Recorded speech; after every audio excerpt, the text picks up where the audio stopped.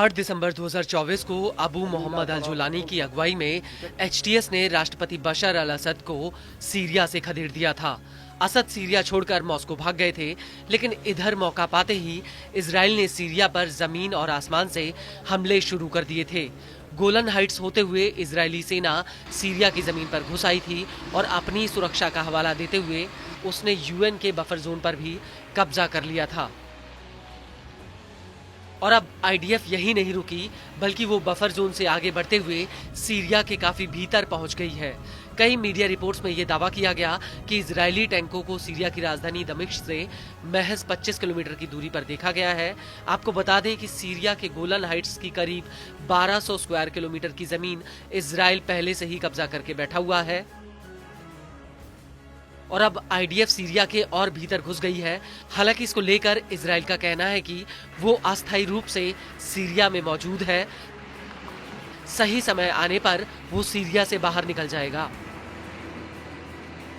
लेकिन अब ऐसा लग रहा है कि सीरिया गोलन हाइट्स पर इजराइल से आर पार की लड़ाई के मूड में है। वो इसलिए क्योंकि सीरिया की सरकार ने इजराइल से साफ कह दिया है कि वो गोलन हाइट्स से पूरी तरह से निकल जाए। दरअसल सीरिया की मीडिया का कहना है कि संयुक्त राष्ट्र की पीस कीपिंग के मुखिया जीन पियरे ने दमिश्क में एक मीटिंग की थी, जिसमें सीरिया ने यूएन का हर तरह से सहयोग करने की बात कही है। सीरिया ने कह दिया है कि वो गोलन इलाके में 1974 के तहत किए गए समझौते से फिर से फोर्स तैनात करने के लिए तैयार है, जिसके तहत सीरियाई सेना वहां बफर जोन बना सकती है और इसके बनते ही इजराइल को वहां से तुरंत निकलना होगा। हालांकि इजराइल के रक्षा मंत्री इजराइल काट्स ने आईडीएफ को ऑर्डर दिया था कि वो सर्दियों तक बफर जोन में बने रहे। इसके अलावा काट्स ने कहा था कि इजरायली सेना माउंट हेरमोन के सबसे ऊपर और आसपास के इलाकों में बनी रहेगी। खास बात यह है कि माउंट हेरमोन सीरिया और लेबनान के बीच में फैला हुआ है और यहाँ से कब्जे वाले गोलन हाइट्स का पूरा नजारा दिखाई देता है। न्यूज एजेंसी प्रेस टीवी के मुताबिक 1967 की जंग के दौरान इजराइल ने सीरिया की अधिकतर पहाड़ी वाले इलाके पर कब्जा कर लिया था और बफर जोन में आईडीएफ की मौजूदगी 1974 में हुए डिसएंगेजमेंट समझौते का भी उल्लंघन है।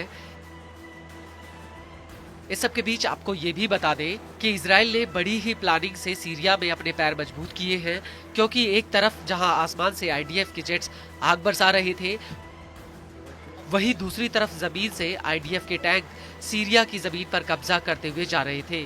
आज के समय में आईडीएफ के टैंक्स गोलन हाइट से निकलते हुए सीरिया के काताना तक पहुंच चुके हैं, जो दमिश्क से बामुश्किल से 30 किलोमीटर की दूरी पर है।